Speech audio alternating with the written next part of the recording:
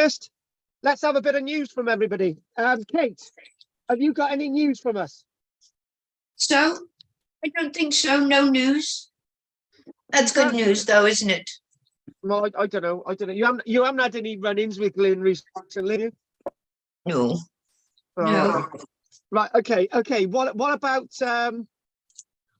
you, Ruth? You've got to have a bit of news for us, Ruth. I've got no news. Nothing. I booked my next holiday. What do you like? Oh, where's that to then? Greece. It's right. lovely. In June. You're flashing in and out. Okay, fair enough. So You're June. How long are you going for? 2 weeks? Only a week.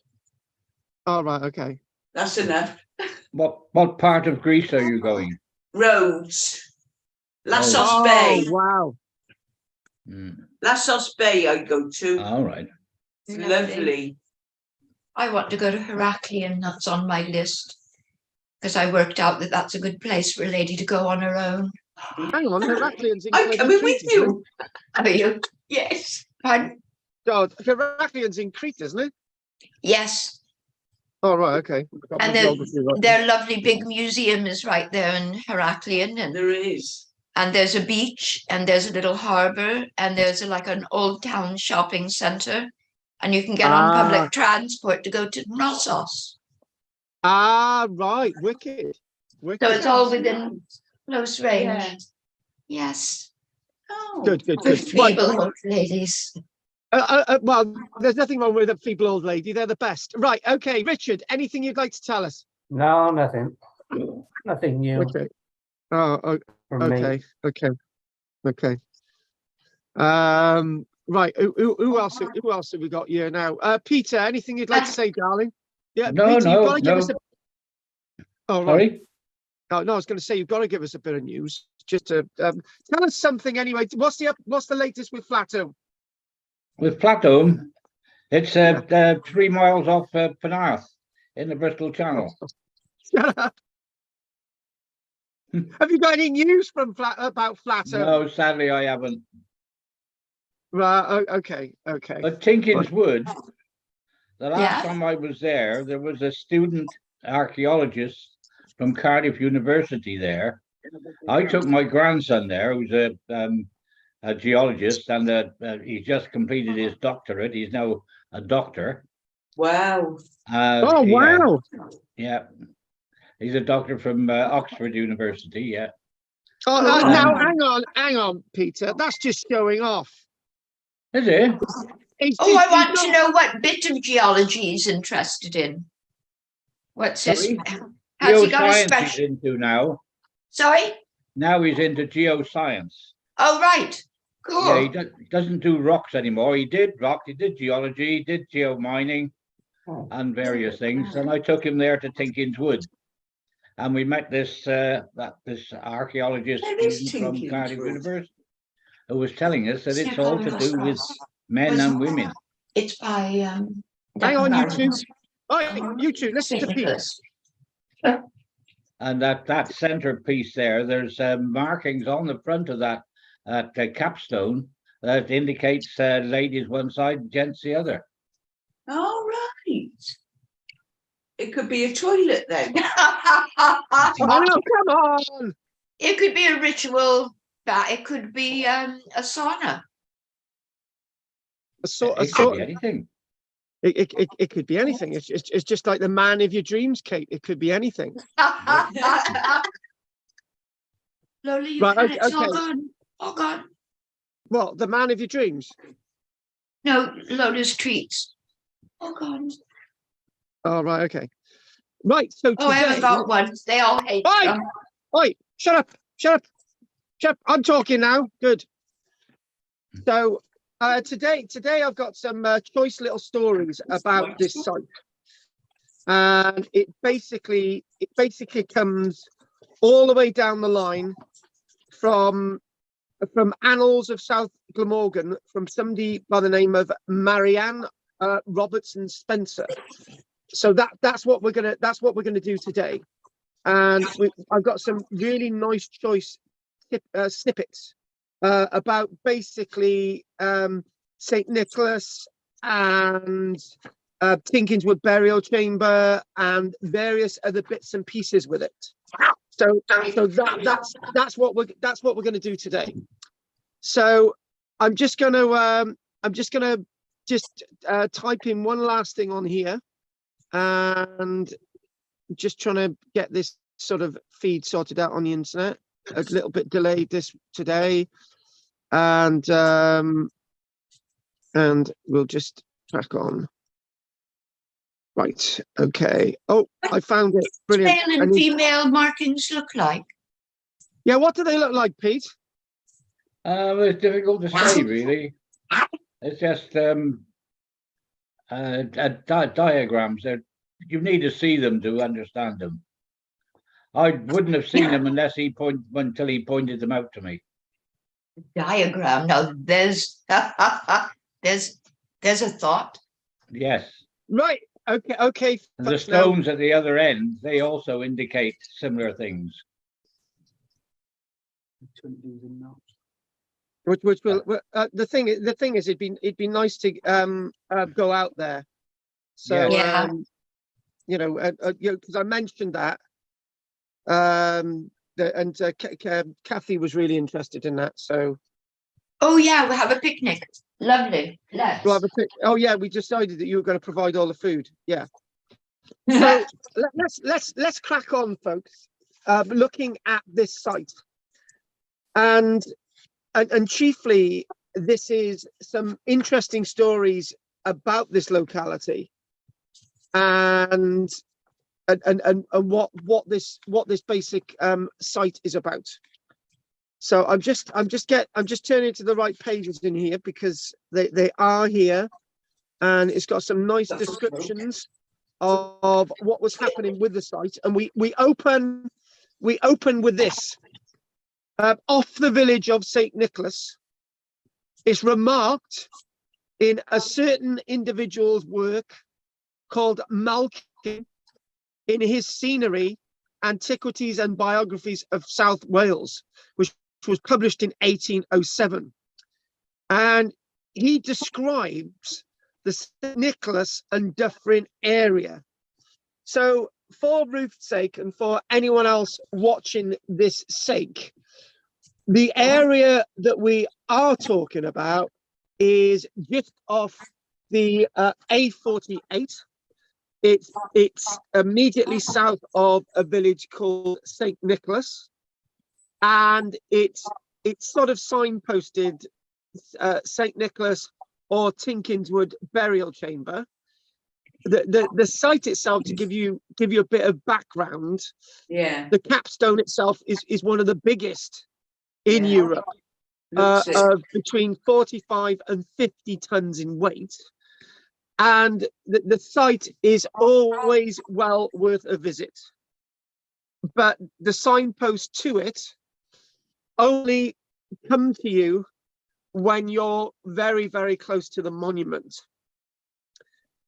And the description and what we find with this information here, some of it is new on me, and it sort of adds a little bit more context. To sort of read any more, what I need to do is have some black and white images, and that is a black and white image that we need. So in 1807, it says of this locality and the location, there is nothing remarkable except some very neat cottages with uncommonly pretty gardens, but a road from it leads to some ancient monuments supposed to be druidical in a vale near Dyffryn House. The estate goes by the name of Dyffryn Golwch, which could actually be a translation of meaning the vale of worship, or the vale of adoration, or the vale of prayer. That's something, well, I didn't know about Dyffryn Golwch. So the veil of worship, the veil of prayer and adoration. So the big question is, there is the site that you're looking at now to do Cool. with worship adoration and prayer in ancient times, or is it to do with Christianity? So that's sort of an interesting sort of point Yeah. there. So Oh, that's guys, really exciting. yeah, it is. It's basically what we're doing. We're taking the old meaning of a word from 1807, and immediately we think that the word worship and adoration and prayer is to do with Christianity. But then in the same instance, we've just mentioned that this guy in 1807 is referring to this site as druidical. Now, this is interesting because down the road in Cowbridge, you've got a guy called Iolo Morgannwg Edward Williams, who doesn't die until 1826. And this guy, Iolo Morgannwg, is very much into restoring the idea of druids and sort of bards and all the rest of it. But very interestingly enough, is actually, you know, when you actually get books and it sort of there's references and at the bottom of the page it says we've got this information from so and so. The information that we've got in the references is as good as the text, right? So I'm going to do that now. The reference to Dyffryn Gulloch, which is obviously the house down the road from Tinkinswood burial chamber, and you could actually walk it. It's only a kilometre down the road. It says of Dyffryn Gulloch, it's mentioned in the book of Llandaff Gulloch, which basically Llandaff's really religious. That's worship, adoration, and prayer. This is why it's Dyffryn Gulloch. Is it to do with worship, adoration, and prayer? Is set down as the name of the stream, right? So obviously, Dyffryn Gulloch is also the name of the stream, and it's saying whether it means the stream or it actually means this place or something else. So that's rather interesting. The guy who's writing this Malach in 1807, in the book Sceneries, Antiquities and Biographies of South Wales, which is one publication, alas, I don't actually have, but I've got a few publications about, so that they're always useful. This writer Malkin continues his remarks, says that there is not even a trace of any place of Christian worship. But the remains of so-called druidical worship are most obviously striking. So the one thing that we're looking at here is when we're looking at this reference to Llandaff Gulloch, which basically Llandaff, you can't doubt the fact that you know the cathedral's there, and you know it's a big centre of Christianity. Well, you can't doubt that. But down the road in Dyffryn, which is just a few miles away from Llandaff, you've got this place, Dyffryn. You've got this, and basically there's two meanings for worship. So there's sort of pagan worship at this site, and it looks that way, and Christian worship down the road, but they're still using the same sort of aphonym in the sense of worship, adoration, and prayer. So, How do you spell Gulloch? It's spelled in several different ways. It's spelled Goluch or Gollych. Or Golych.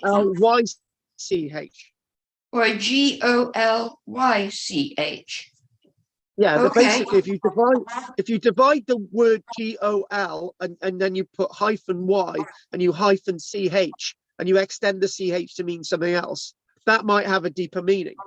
Because the word UCH is more likely to be YCH.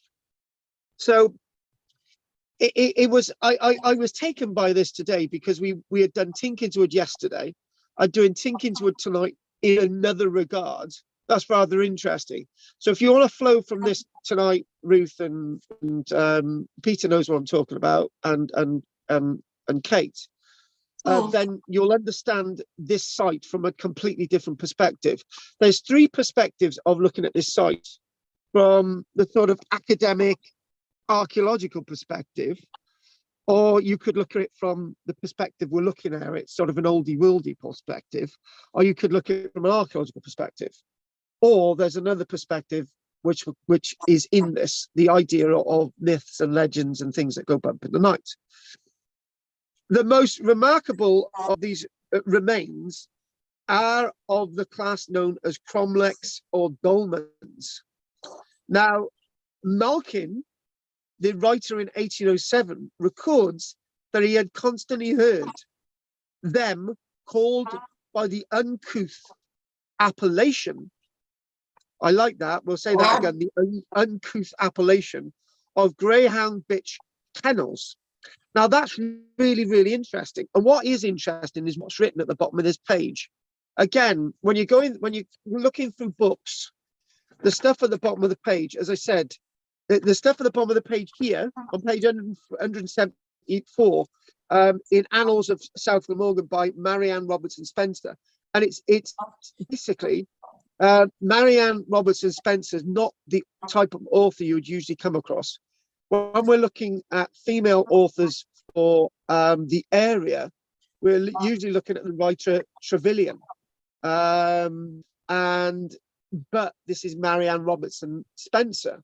They're both female writers, but Trevelyan's the one that we usually look at. Marianne Robertson Spencer seems to go beyond, well, sort of puts folklore and history and all the rest of it. And again, the facts here are wonderful, absolutely great. So goes on to say about this site, so black and white image again, we've got to have the black and white image. This name, obviously, Greyhound Bitches Kennels, according to the likes of Malkin in 1807, was given generally in Wales to all the remains termed dolmens or cromlechs. Dolmens are basically big, chunky stones. Cromlechs are big, chunky stones with a capstone and uprights. Dolmens can be the same. So dolmens, cromlechs, big stones, sometimes with chambers and all that type of stuff going on. The name was associated with the witch Caridwen, wife of Tegid Foel, who dwelt in the midst of Lake Tegid. Now, Lake Tegid isn't on our doorstep in the Vale of Glamorgan, but these legends are associated with something. Caridwen had changed herself into a greyhound in order to catch Wine Bach, on whose fingers had fallen 3 drops of boiling charmed liquid from the cauldron of inspiration and science. So Gwion Bach looks to be some kind of sort of witch or soothsayer or something like that. In his pain, Gwion Bach had sucked his burnt fingers. The instant these marble working drops had touched his lips, he began to foresee everything that was to come. Now, there's a point to do with that. There's a real interesting point, which I will lead on to looking at this. He therefore instantly became aware of the vials of Cadwyn and fled from her. So, you know, she was a bit nuts, you know, vials, a bit nutty. But finding that she was chasing him, he changed himself into a hare. Now, that's really interesting. I'm going to tell you something which is not related. A few days ago, I was looking at the snow, right? And there were hare footprints in the snow. We've got hares living here. Way! Lovely. We love them. Yay! We love them. Yay! Caridwen immediately transformed herself into a greyhound bitch and turned on him. It is an amusing mythological story, and further particulars may be found in the Mabinogion. So in other words, she would rest in these places on the lookout for Gwion Bach, this sort of great sort of witch, wizard or whatever you want to call him. So there is one interesting thing about this is that I'm going to tell this story. I keep telling this story, and you've heard this before. I'm going to tell it anyway, right? I had met this woman, Kate, right? Yeah. And we decided to frequent the night within this chamber, right? And we didn't do anything naturally, right? But I did. I said to this woman, to impress her, I said, I'll take my clothes off and I'll run around the field naked in front of you, right? I can't make this up, right? So this was actually on Midsummer's Eve. So I ran around the field naked, only to hear a didgeridoo in the background, right? So there's a guy wandering across the field with his mate playing a didgeridoo. At which point I run back into the burial chamber where this woman's hid my clothes. Right? Only she said, oh, you've got to go and find your clothes. So I'm thinking, no, there's these two guys coming. This is not funny. Right? She says, I think it is. Anyway, I ended up marrying this bloody woman. Anyway, the point is, right, and we ended up having 4 children. So I think there was something quite ironic about that. Anyway, so I put my clothes on. The next thing, these 2 guys come up. One was called Alex, and the guy said, they spent the night playing a didgeridoo. Then we went to try to get some sleep underneath the burial chamber, right? Anyway, in the morning, I gave him my business card. And the long story, this is in 1995, right? 22 years later, a guy turns up at my class called Alex. He says, do you remember me, the guy who played the didgeridoo? And by the way, I kept your business card for 22 years in his wallet. Never. But there's something else weird about this, right? You know this thing about in here, about the mythological story and about sort of, sleeping within these things, which isn't in this story. Apparently, if you sleep in this chamber, it's said that you either go mad, you go into the past and get lost, or you become a poet. The question is, which one did I become? Go mad. Yeah, because if you said poet, Pete would disagree with that one. So Gone mad. gone mad. Arr! That's where the pirate comes in. Yeah, I know you're a great follower of my pirate videos. So the one thing I'd like to say is that we do have a little bit more information that I can actually tell you now, and the hugely massively powerful thing about this site is very powerful. I always, when I go there, I always feel at ease. And I've been to this site at night, and I've actually camped there. It can be quite a scary place at night, but I have actually camped there, and I've actually stayed there, and it didn't feel any negativity at all. It felt like quite a safe place to be. So the rest of this text goes on as follows. This is our Robertson Spencer writing. Now she actually goes on to say that the about another site, the Pentra Ethan Cromlech near Newport, Pembrokeshire, has always ranked as the largest in Wales, but then she goes on to say, but those of Dyffryn Golwch, being off the main road, have subsequently been passed by unnoticed. So in other words, this itself is by far the most powerful, intimate site of this sort of age in the whole of Wales, and we happen to have it in the Vale of Glamorgan, and it's a very, very old site indeed. This site itself dates to around 6,000 years ago, and it has gone unnoticed. And the other thing as well is we've come across somebody who's visited the site, who turned up at the site. I was at the site, and they turned up at the site really late, and they said, "Oh, they've been trying to find this site for years, because the signposting wasn't off the motorway, and there's the 2 signs on the A48 telling you to go there, but there's no more signs than that. So it does go unnoticed by lots of people." It's also said that there's another writer called Camden who's writing way before 1807. I think Camden's writing in the 1600s. Even Camden makes no mention of this site, and there's more than one. There's more than just the chamber at the site. There's actually other stones in the field. That there's more stuff to see, and there's other people who write extensively about the Neolithic and the prehistoric period. A certain Salisbury Breverton, who I've never come across, admits that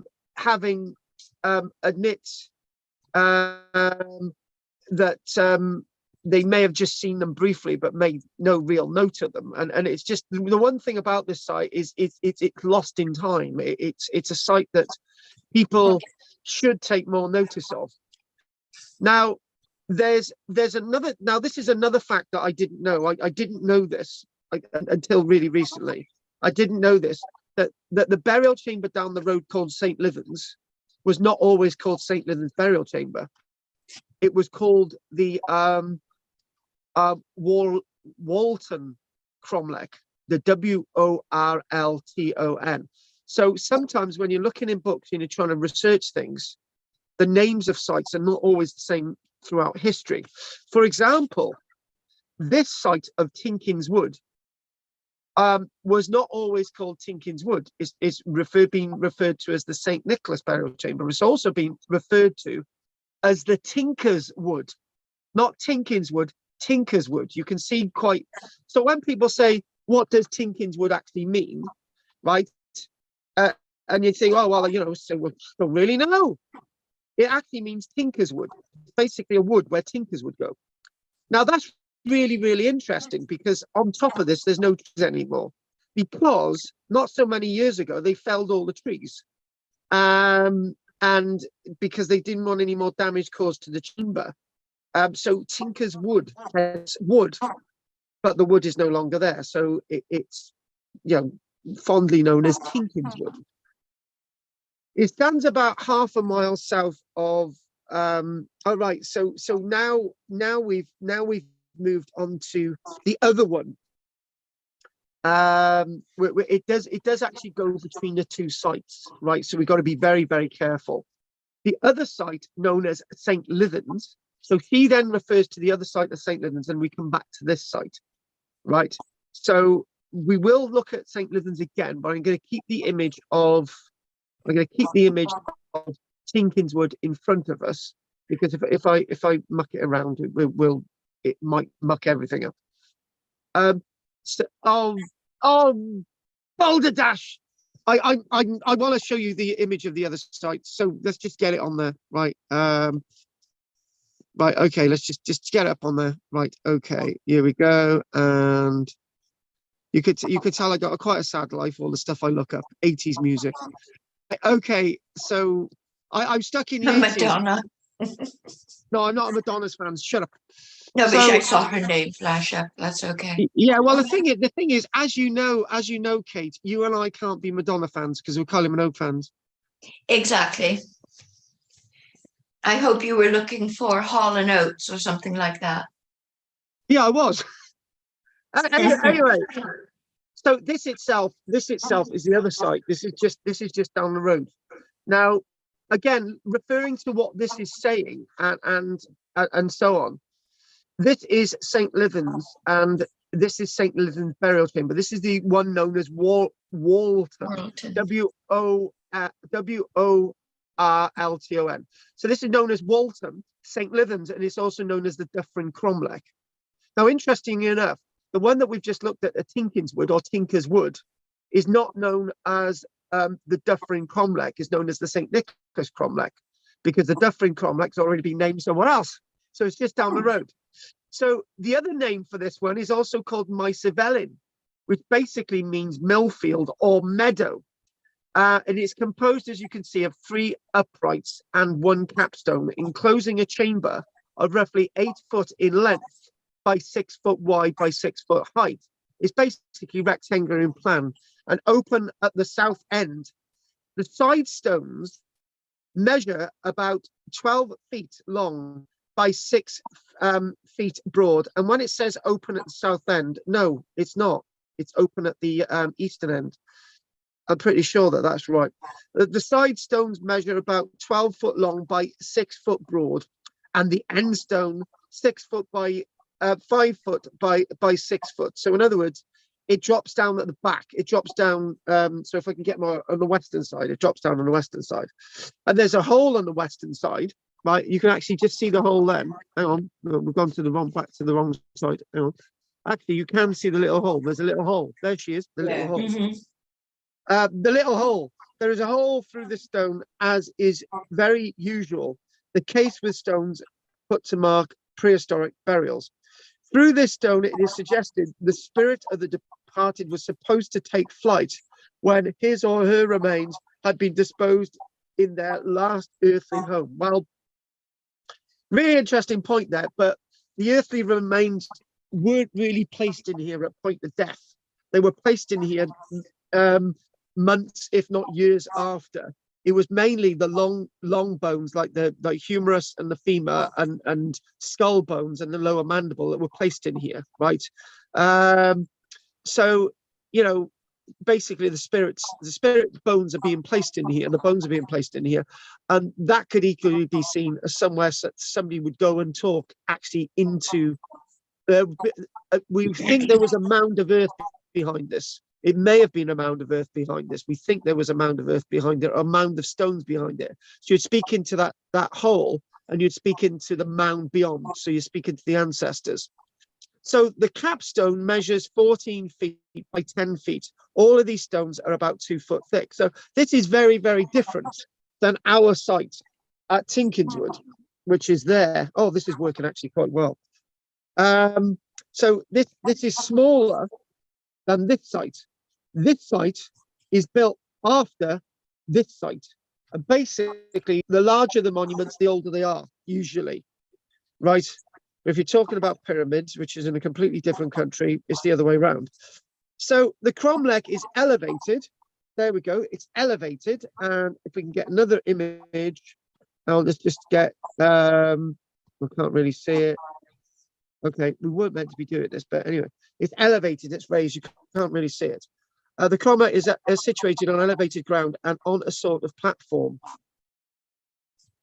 Oh yeah, there's something I need to tell you. It's news and it's not good news. Evidently artificial and formed of earth and fragments of stone which crop up through the landscape. I can tell you this now, I wasn't able to tell you last week. There's plans to build a solar panel farm in and around this monument, meaning that this site will no longer be accessible in about 5 years' time. It will not be publicly accessible. That's not right. I'm going to protest. No. Oh, there's a protest group. Basically, they are developing solar panel farm in and around this site. A monument immediately south of this, which is a circular site with a ditch around it, which isn't protected, will be flattened. It's likely there's two responses. This monument will either be moved so people can get public access, or they will stop public access to the site altogether. This is a scheduled protected ancient monument, but it's got no protection at all. And Cadw have just said that this can go ahead. Oh, Can we excavate then? If they move it? Because there's been recent excavations around the site is no longer deemed an archaeological monument. So it can. So it's regarded as a dried husk? Really? Yes. That's the official thing? Once we've looked at it, we don't care anymore? Yeah, basically, yes. Oh, that's horrible. So, I didn't want to tell you that because it sort of spoiled the lecture now, but anyway, we're looking at this now and we're appreciating it as it is. So the cromlech is situated on elevated ground and on a sort of platform, evidently artificial and formed of earth and fragments of stone which crop up, as we've already mentioned that, but sorry. The platform projects, so sort of in a northwesterly direction, right? And it is thought that there may have been a second and smaller cromlech. However, the debris probably at one time covered Walton cromlech seems to have disappeared. So there was another site nearby that's disappeared, and that existed. It's said that Malkin refers to it in 1807, but that chamber disappeared. At this site, it disappeared. Now, what we want to do, we want to actually go back to Tinkinswood, and we'll go back to the images. And there's lots of really interesting things about Tinkinswood, which I've got to tell you about. And that's what we're going to do, and that's what we've got to do before the end. So we've got 6 people watching online, including Baron the Badger. But Baron the Badger watched for 2.5 hours last night. Whoever Baron the Badger is. Oh yeah, Baron, I can't even say it. Baron the Badger. Right, okay. Baron the Badger, hello. Baron the Badger, la la la la la. But anyway, no wonder nobody wants to come back down to the studio, because it goes a bit nuts. But okay, so let's get some more of these images. Whoa, no, we don't. Ooh. Pete's gonna have an epileptic fit now. Right, that there is something that we mentioned last night. Because I do believe, and I'm not exactly sure I've got this right, but this is known as the Stanton's cromlech. And I didn't know there was a name for this one. It's in the field, which is immediately south of Tinkinswood, which is there. So that's an image from about the 1920s. The guy in the middle is likely to be Mr. John Ward. So that there, it basically mentions about Tinkinswood, the St. Nicholas cromlech, though less perfect and picturesque, is much larger than Walton cromlech. What? Okay. Though less perfect. What? How could it be less perfect than the one we just seen? Crap. This Tinkinswood. Sorry, that gets my goat. That does. Tinkinswood is the place to be. It's moved from basically this idea of woodland, because the image in the book actually directly shows there's trees on it, right? The book actually says when this was being written in 1807, it is situated on the edge of a wood and is half buried and surrounded by some yards by a quantity of earth and masses of rock, the remains of a large mound and possibly another cromlech. Hang on a minute. No, we're talking about, I do believe we're talking about this. It's got a bit confused.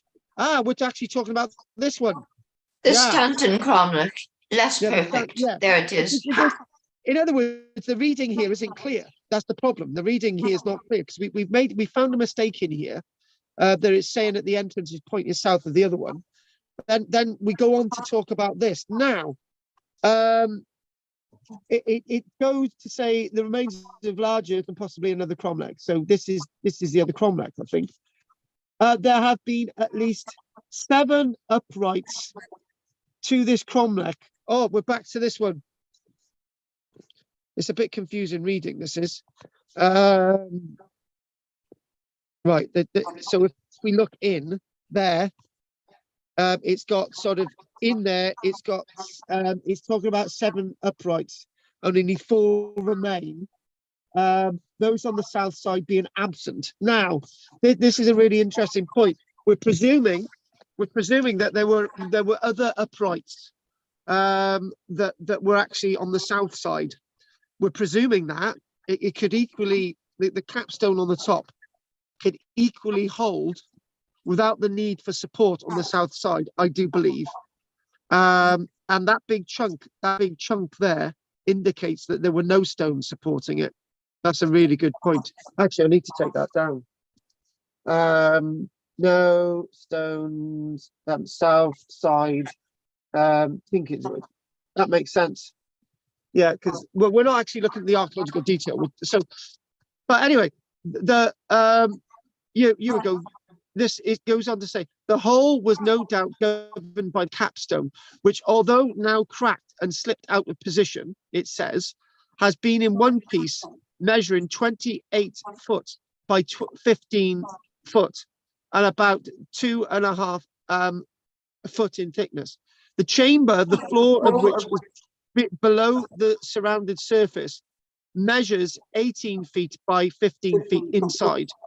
In the greatest dimension, and when inside, it's 5 foot by 6 inches height.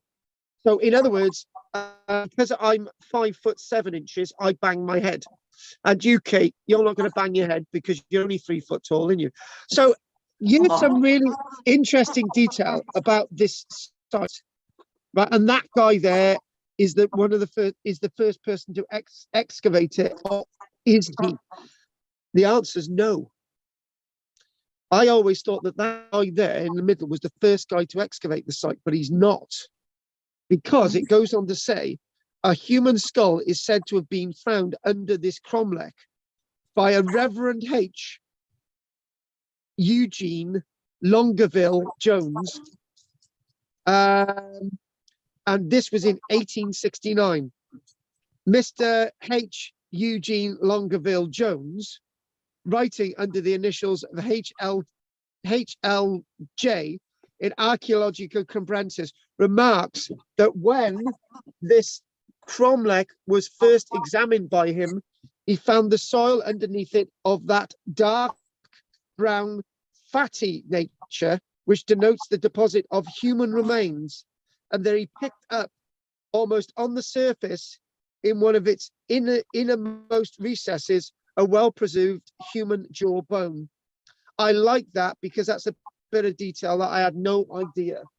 I had no idea that there'd been another excavation there.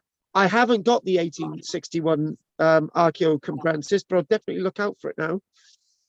Now, the one point I'd like to make is when people are writing about the past and from other sources, they always pick up other little bits of detail. I want to know what else was found. I really, really want to know what else was found. And Marianne Robson Spencer tells us something else, which is also another little bit of a gem. So Marianne says of our Mr. Jones, HLJ, my impression at the time, 1849. Now, that's an interesting point. Mr. Jones doesn't write up in Archaeological Comprehensives until 1869. He originally went there in 1849.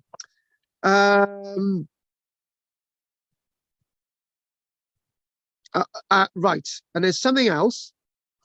Mary Ann Robertson Spencer's writing this in the year 1889. Right, so 1849, back to 1849. It says, was that the ground under the cromlech had been very little, if at all, disturbed, and that it promised to reward a careful exploration. So in other words, what we're saying, this is a massive point, up until 1849, basically nobody had gone there because human remains were basically being collected off the surface, right? Now, there's something that I want to add to this, and I've never actually said this before. When I was in Cyprus in 1989, I had wandered off as usual, and I had wandered into a field looking for some underground burial chambers. And guess how I found the underground burial chambers? They had just been robbed. They had just been robbed weeks earlier, right? Oh, no. Somebody had gone into these underground burial chambers and chucked the human skulls and everything on the surface. I was able to find the burial chambers because I found the human remains lying on the surface of this site near a village called Anoira. I'd actually blocked that out up until now because it was just like so traumatic, seeing all these human bones, bits of skull and everything lying on the surface. It was really, yeah. So what I'm trying to get at, there's a point to do with this, is that up until 1849, nobody had bothered mucking around with the bones, which is really interesting point, that people must have revered this site even in the 1800s. They said, well, just keep away from it. You know, just, you know, there's human remains there, just leave it. So I'm liking this. I'm liking the way this is going. So amongst the debris outside this cromlech have been found at various times fragments of human bones, some burnt, some unburnt, also pieces of crude pottery. Now, this is really interesting. There's two interesting points about this, three actually. Whenever me and Richard have looked at Tinkinswood burial chamber, it says in the National Museum of Wales that the bones themselves, nobody mentions, or I haven't read, could be wrong, nobody mentions that there were burnt bones in there, right? When it was excavated by J. Ward refers to as bones. He doesn't refer to burnt bones, right? When Cadw had sponsored an excavation here, right, in 2010, right? Cadw don't usually offer opportunities to excavate, and now cynically we probably know why, but this could be another site that they might be putting a solar panel farm on, but that's me being cynical. But anyway, it's a perfect space actually. For a fortnight in France. Yes. So anyway, the point is that the other thing is when they excavated, they found other bits of bone outside the chamber. They found other bits of bone outside the chamber, which is really interesting. So this sort of verifies what was being found in 1849.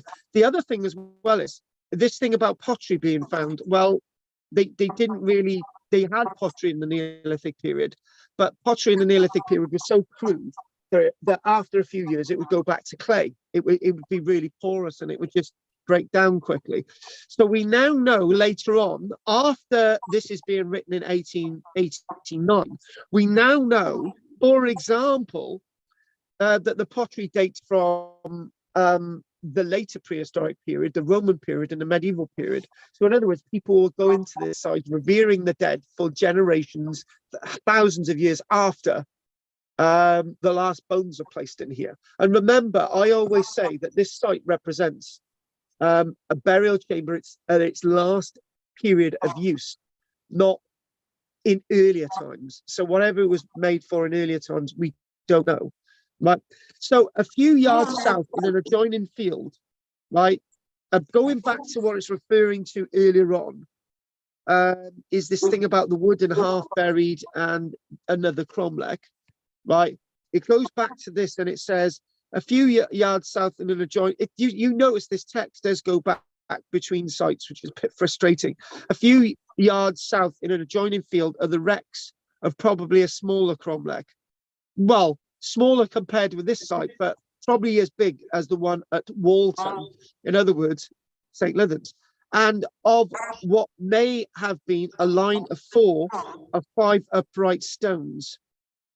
I'm going to tell you about these in a moment. In another field is a still more evident wreck of yet another cromlech.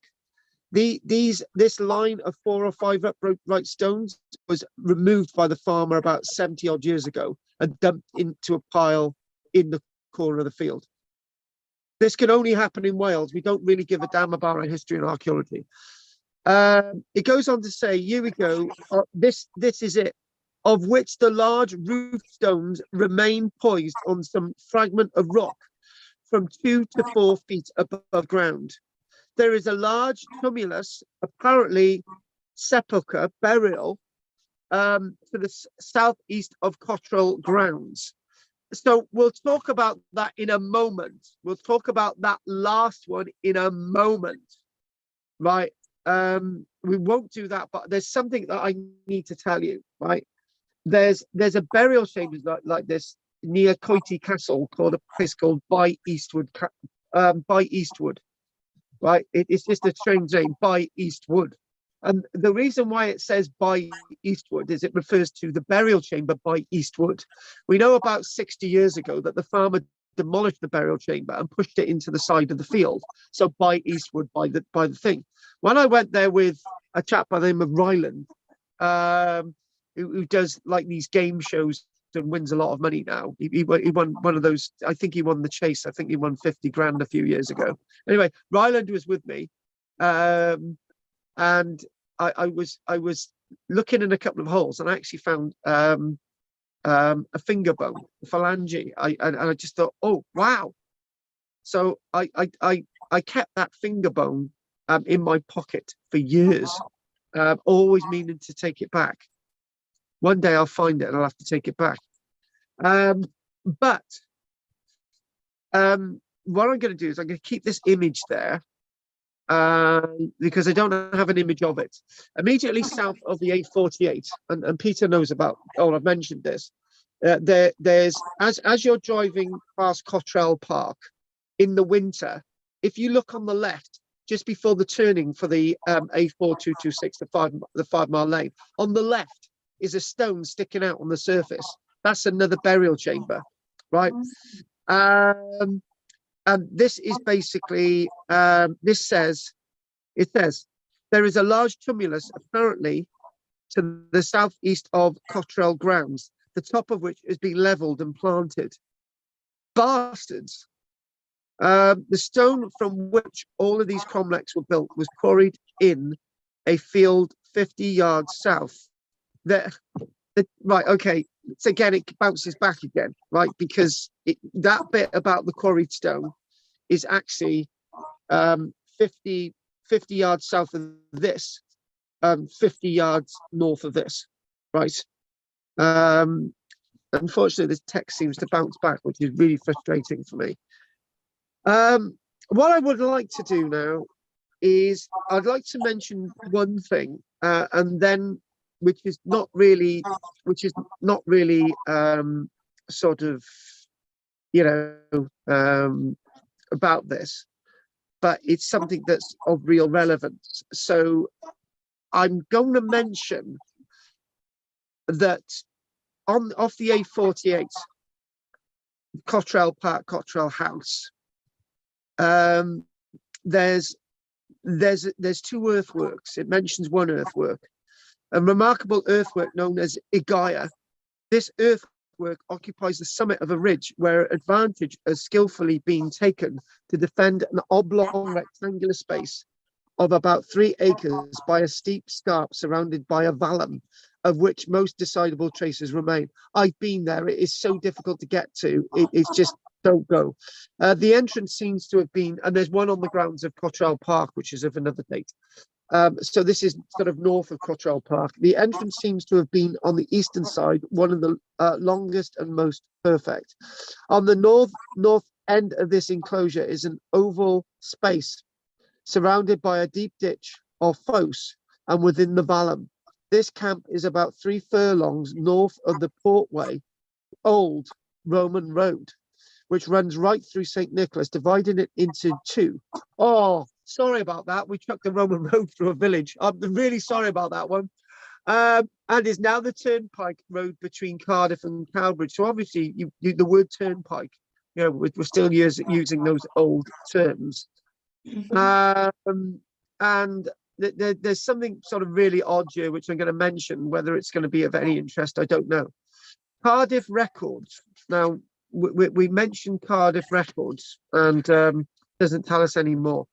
Mentions an inquest taken in 1763 before William Gibbon, coroner, on the body of an unknown person found dead in a barn called Ysgubor Batway, in the parish of St. Nicholas in the county of Glamorgan. The editor makes the following note on this occurrence. In the Portway barn, Ysgubor Batway. It is interesting to find the Portway, the old Roman road, named so late as this, and curious to find the word turned into a feminine Welsh noun, as in the Julia Maritima. Interesting. That's the name of the Roman road. So maybe this is actually a good place to stop and call it a day. And I would like to invite anybody, if they want to, if they want to join us tonight. We look at 7 o'clock. A little bit about how history and archaeology has been distorted by reconstructing these monuments. So that'll be between 6 and 7. So that follows the line, and then we'll do the lecture that we did last night, which is basically from about 7:15 all the way until about 8:30. It's really strange that my Wednesday class lasts an hour and a quarter, and my Tuesday class lasts usually 3 hours. I've never been able to work out that, Pete. I think you're a bunch of gobshites and you don't shut up. But other than that point, is there anything? Is there anything that Pete would like to say this week? No, all good. Oh my God, that's the bloody first that Pete doesn't have to say anything. Right, okay, so what we're going to do, we're going to stop the screen sharing now, and I don't know why we're looking at a photograph of my whatever, but let's go. Stop sharing. Stop. I don't want to sharing. Do you know what they say, Kate? Sharing is caring, right? Yeah. Oh, I know. It sounds a bit Marxist to me. Yeah, but the thing is, right, sharing and caring, it's an equal thing, right? Ruth, you know that pair of fronts that I allowed you, knickers. Yeah, sorry, I didn't want to spit them out. You know, the red ones. Can I have them back for an acting gig next week? Yeah, no problem.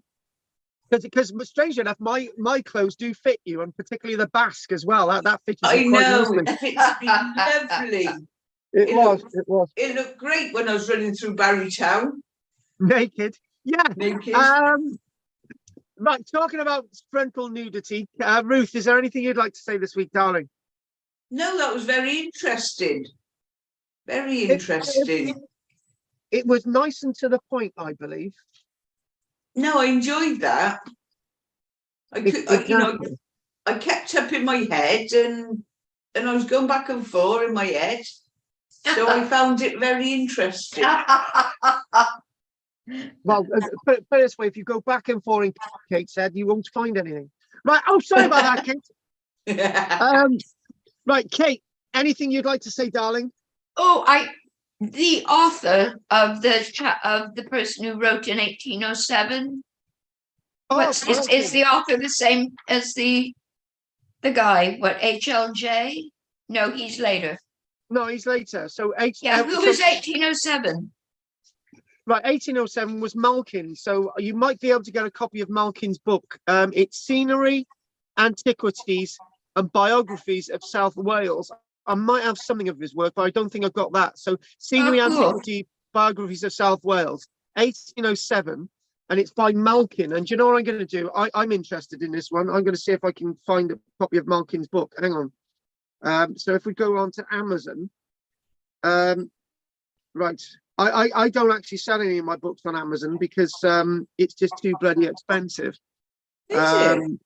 Yeah, the thing is, I used to have an account on Amazon, and before you sold anything on Amazon, you had to pay them. I think it's between 30 and 50 quid a month to have an Amazon account. You what? On their bikes, and then they take a piece of it as well. And no, actually, what I would do, my book sold on my. If I sold a book of Romans in South Wales on Amazon, it would have to go for 16 quid, right? Yeah. Amazon used to take a £5, right?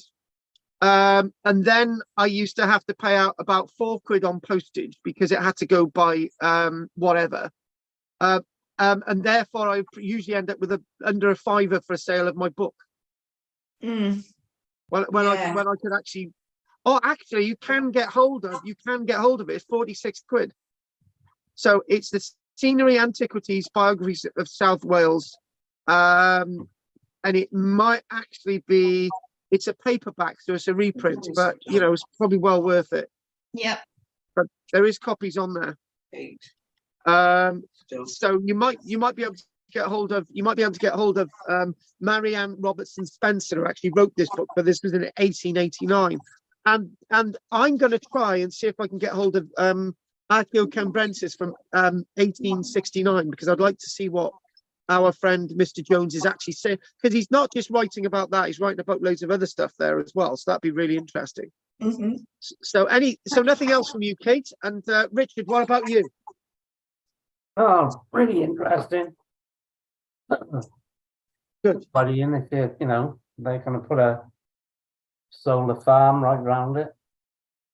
Well, obviously that's going to be St. Lytton's. I was just jesting about St. Nicholas, but if they can do it St. Lytton's, the thing is the way the law is, right? The way the law is, they're not going to be able to put a solar panel farm there with people being able to get access to the St. Lytton's site. It's a health and safety thing, and the developer's going to want to not have members of the public around mucking around with their panels. So I can't see how they're going to be able to keep St. Lytton's open. I just can't. And Cadw can justify it in the sense that down the road you've got Tinkinswood. Therefore, there is an archaeological site of prehistoric nature for you to visit. That's how they can get away with it. But this is Cadw. So cool. And there is a campaign group out there. So they actually what I'm going to do, I'm going to, for the sake of argument, because I'm sure this will be of interest to some of you guys, I'm going to read out a message that I've got here, and I'm not going to use the person's name. It goes as follows: Dear Restoring Welsh History, Several years ago, I saw Carl's work on exposing the shocking archaeological dig along 5 Mile Lane, Barry. I am part of CAEVOD, CAEVOD, which are a group of residents looking at the overdevelopment in the Eastern Vale of Glamorgan. There are several massive solar farms being put forward, and the one we are most concerned about is called, wait for it, this is actually quite cynical, Park Walton. In other words, the original name for St. Livins. This is like Park Walton, right? They're not calling it St. Livins. It's almost as if they're jesting with us. To put the solar panels in, they need to drive posts into the ground. The panels will be 30 meters from St. Livins burial chamber. Now, the protected scheduled ancient monument around St. Livins burial chamber is probably about 30 meters. So in other words, it's directly, it's you know, Right at the limit. Well, exactly. And there's another monument south of it, which is obviously not part of the curtilage. Do you? They're asking me about what do you know, and they're saying they are going to be building on, wait for it, 18 fields.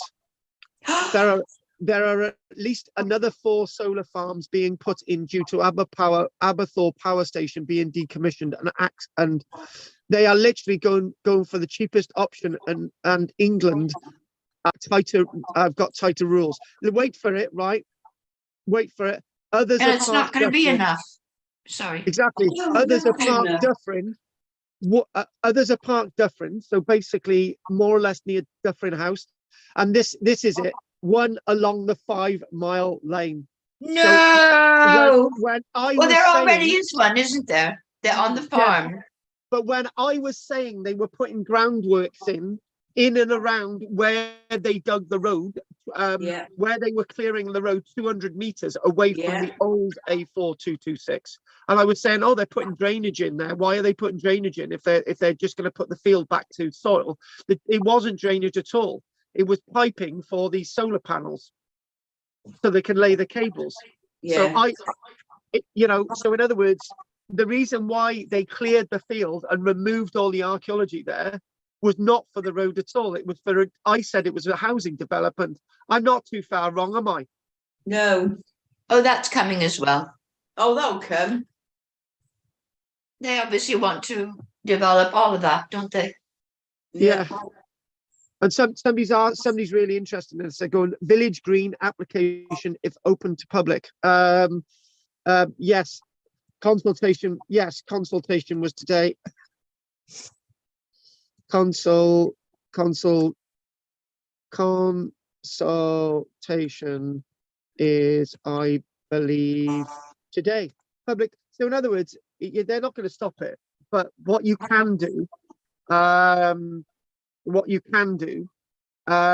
is to damage these solar panels when they're in place, and nobody's going to know you're doing it. Now I've said it, I can't do it, but who's to know? Who's to know? Who's to know? But I was actually I had a TikTok video the other day. Right, I was told not to put it on. It's going to ruin your career, so I couldn't put it on. So there you go. So that's it, really. So anyone got any other questions before we finish today? Isn't your career already ruined? Yeah, it is. It's Ruth's fault. Many times over, and mine. Snap. Yeah, well, yeah, you're a dodgy artist who's not allowed to sell her work. Exactly. May I add, Kate, a very good dodgy artist at the best. Sorry. Or at the worst. Yeah, at the worst. Kate, I got to up you, haven't I? Kate, at the worst, your work is extraordinary. So there you go. Oh, super. Did you know that my work was in the British Airways Executive Lounge for something like 8 years Yeah, at well, the airport? Yeah, well, They I didn't know let the likes of you in there, though, did they? No, you bet. You bet. Right. Right. Anybody else want to say anything else before we finish this week? We will naturally, if anyone wants to join us tonight at 6 o'clock, they can. Rich is going to be with us. It's basically going to be looking at how distorting the past is obviously distorting the line of archaeology, and obviously if those that didn't listen, Richard will probably continue on tonight to do the full lecture anyway, so there you go. So right, okay, and anything else Richard, Kate, Ruth, and Pete wants to say? Oh, Kate, I nearly forgot, don't forget to put the money in the bank account. Yeah, cool. So Oh, I won't forget. In fact, I'm going to today put mine in for all of February as well. That's easier, isn't it? And I've got my 2 weeks. Oh my God, I'll be able to buy Pauline a box of Maltesers. Yes. Oh, by the way, Richard, you know how many of these Maltesers are left? I hope you're recycling that. What, recycling the Maltesers or the box, Rich? A box. Oh, I put it on my fire. I use it to light my fire. You can't say that because the council will be around your There's house 12 and you're I burning did stuff. last week. Right, There's 12 I did okay. last week. Okie dokie, sweetie. Okay then, folks. If nobody, Kate, do you want to stay on for an off thingy chat about the other issue? Okay. You stay on, right? And Ruth can listen to it as well. Right, Pete, Richard, is there anything else you want to say before we finish? No, I'm No. fine. Okay then, Pete. It's been a pleasure having you Nice this week. to see you, and I'll see you Pete. tonight. Okay, bye. No, Bye. Bye. Bye. So long. Bye. Bye. So long, Rich. so long. No, so long. So what I'm going to do, I'm going to end this recording, and I will do this off camera. So thank you everybody for watching online. I had 9 people watching last night. Then I put on a dress, and they all disappeared. Mind you, I've been telling my friends who ask me about the class and so on. I've told them to look for you on YouTube. Yeah, good. So, good. So they Could should, be so some they mine. should. So you should. Anyway, we're going to finish the live on 3, 2, 1. Thanks for watching on YouTube, and don't forget to monitor this St. Lythans thing. Thank you very much. Don't forget to like, Cheers. subscribe, and join Naked.